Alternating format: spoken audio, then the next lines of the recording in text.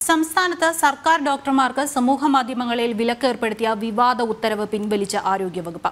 YouTube, Instagram പോലുള്ള നവമാധ്യമങ്ങളിൽ channel തുടങ്ങുന്നതും പരസ്യ വരുമാനം ഉണ്ടാക്കുന്നതും ചട്ടവിരുദ്ധമെന്നായിരുന്നു സർക്കുലർ. ഉത്തരവിനെതിരെ KGM ഉൾപ്പെടെയുള്ള ഡോക്ടർമാരുടെ സംഘടന രംഗത്തെത്തിയിരുന്നു.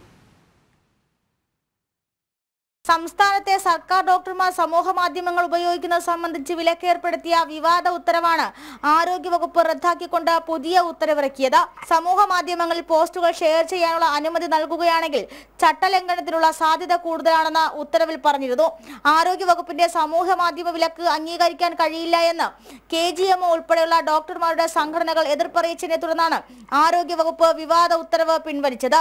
സർക്കാർ സർവീസിലുള്ള ഡോക്ടർമാർ യൂട്യൂബ്, ഇൻസ്റ്റാഗ്രാം പോലുള്ള സമൂഹ മാധ്യമങ്ങളിൽ വീഡിയോകൾ അപ്ലോഡ് ചെയ്യുകയും വ്യൂസ് നേടുകയും അധിക സാമ്പത്തിക ലാഭം ഉണ്ടാക്കുകയും ചെയ്യുന്നു എന്നും സർക്കുലറിൽ പറഞ്ഞിരുന്നു. ഇത് 1960 കേരള സർക്കാർ ജീവനക്കാരുടെ പെരുമാറ്റച്ചട്ടങ്ങളിലെ 48 വ്യവസ്ഥകൾക്ക് വിരുദ്ധമാണെന്നാണ് ആരോഗ്യവകുപ്പിന്റെ വാദം. ഇന്റർനെറ്റ് മൗലികാവകാശമാക്കിയിട്ടുള്ള സംസ്ഥാനമാണ് കേരളം.